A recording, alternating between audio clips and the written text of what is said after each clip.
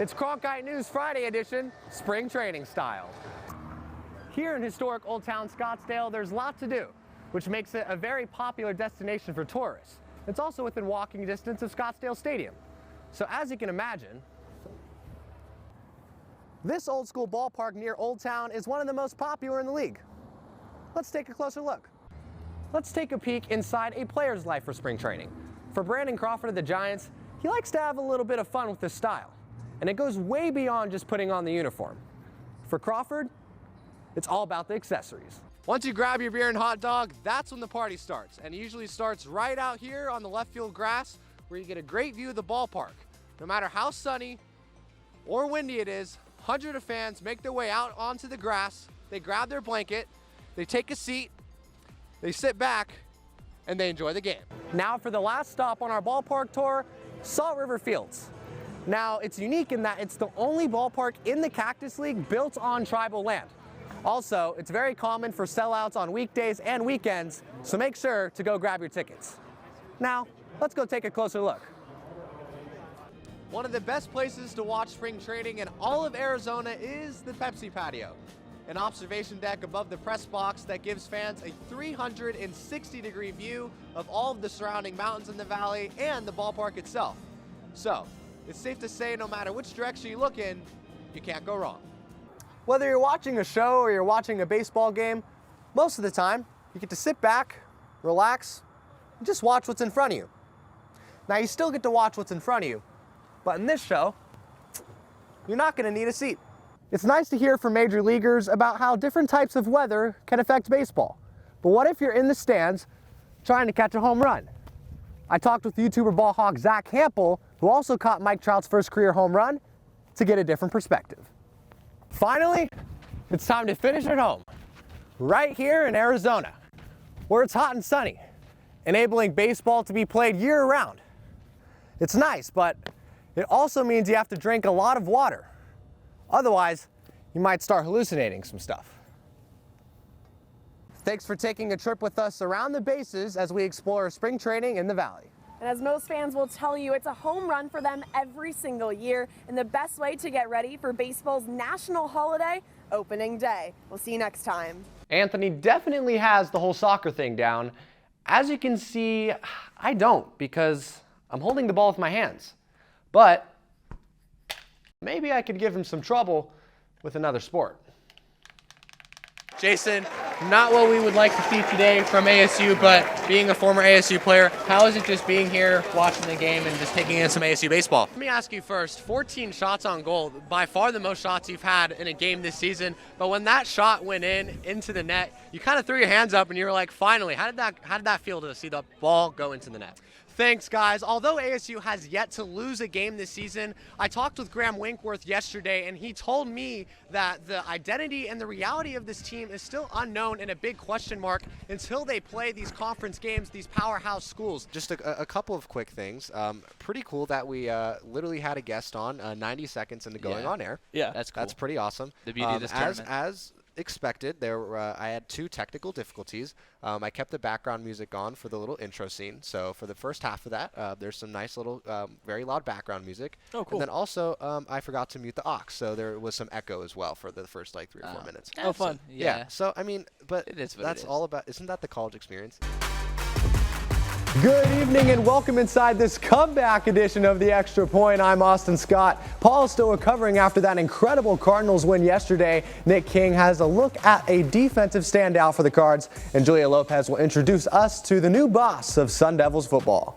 That's where we begin. A Suns team that led the league in drama this offseason and answering questions Monday for the first time this season. No Crowder, but DeAndre Ayton was in attendance after reports he'd played his last game in Phoenix. He was benched by Monty Williams in Game 7 versus Dallas. The two reportedly had a sideline spat. It was a rare twofer of Monday Night Football with the Titans and Bills and Vikings and Eagles games kicking off just about an hour apart. Let's start it off in Buffalo, where the Bills Mafia was out in full force. Grab your hot dogs because Josh Allen and Stephon Diggs put on a show. I mean, come on, look at this guy. Man, the Cardinals are confusing us. After being blown out by the Chiefs Week 1, then putting together an incredible comeback in Week 2 against the Raiders, Week 3 was another rough one in Glendale. Is it who they are? There's a new head honcho for Sun Devils football, and he's a familiar face to high school football fans in Arizona. Sean Aguano takes over as the interim head coach after Herm Edwards agreed to leave the role after ASU lost to Eastern Michigan on Saturday. Julia Lopez was there as Aguano was introduced. The first chapter of the Sean Aguano era got off to a rough start. It sort of looked like the same old when number 13 ranked Utah came into Tempe and made it look easy. Football is in full swing, basketball is starting back up. It's prime time in the sports world, so make sure you tune in to the Extra Point tomorrow and every night right here on Arizona's Family. Hey, he's still got it! Hey, he hasn't officially retired, has he? So you're saying there's a chance? Oh yeah, Steve Young throwing a touchdown pass to Larry Fitzgerald on Monday Night Countdown. Slings one to Diggs, 46 yards on this one. That would be their second connection for a score, but it would not be their last. Later in the third quarter, Allen finds Diggs again. He would finish with 12 catches, 148 yards, and 3 touchdowns. And if that wasn't enough, Ryan Tannehill throws an interception to Matt Milano. Pick 6, takes it all the way to the house. The Bills aren't messing around this year. They might be in Glendale for the Super Bowl. Here is your play of the night. Eagles quarterback Jalen Hurts fakes the handoff and takes it himself. Sprinting down the sideline, he's hit by a defender near the 5-yard line and fights his way across the line for a second rushing touchdown of the night. Basically a running back out there. Imagine having Hurts on your fantasy team. The Eagles get the win on Monday Night Football. The story tonight was Clayton Kershaw continues to dominate in his mid-30s, 6 innings pitched, 10 strikeouts, no walks, 1 earned run. The 27th time in his career he has struck out 10 or more batters without a walk. Just remarkable stuff. Dodgers win number 102. The D-backs will have a chance to beat the Dodgers tomorrow. First pitches at 12:10 and 7:10 for the doubleheader. ASU hockey and Mullet Arena go pretty well together, sort of like yin and yang. The present and the future of the program seem to be better than ever. But before we skate too far into the future,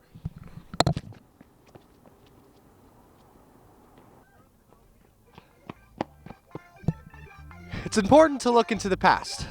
That way everyone can be up to date.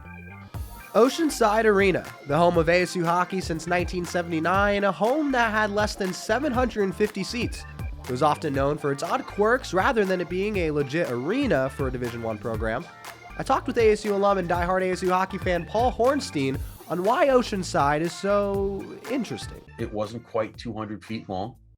The ceiling is what it was. I mean, it would be remiss of us to say that over time there wasn't a play in the defensive zone where the guy accidentally hit the ceiling to stop play instead of getting an icing call. It was a hard place to play in for road teams though, and the home ice advantage was unparalleled. From 2018 to 2022, ASU hockey was 35-10-1 at Oceanside Arena. But why is it that powerhouse hockey schools can't play at Oceanside?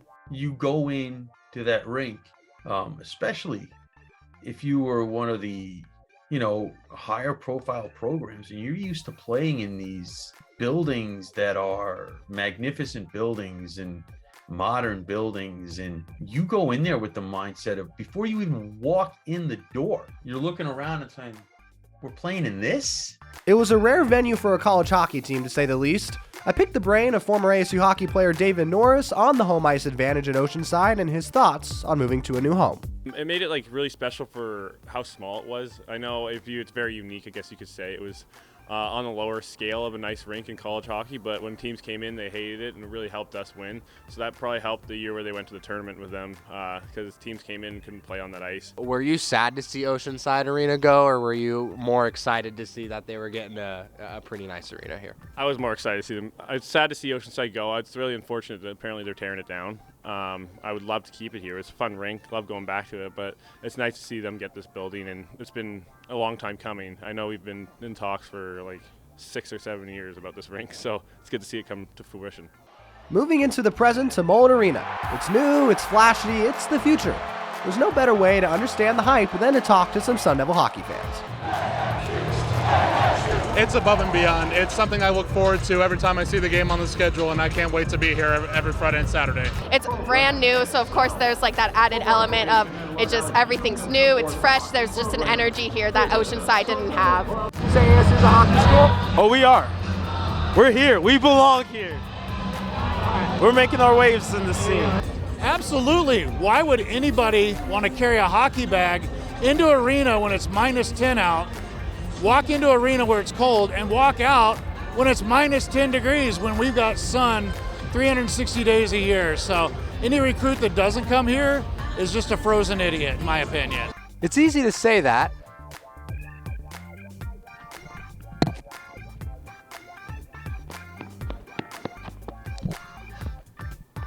Mullet Arena is a perfect fit for an up-and-coming program like ASU Hockey. I mean, an NHL team does play here after all. There's more seating. It creates an earthquake type of feel anytime ASU scores a goal. It's an out-of-body experience that has only just begun. Plus, isn't ASU a hockey school after all? I guess we'll just have to wait and see. Austin Scott, Cronkite Sports. Introducing 3-time All-Star, 2-time World Series champion, and big-time on-the-diamond fashion enthusiast, Brandon Crawford.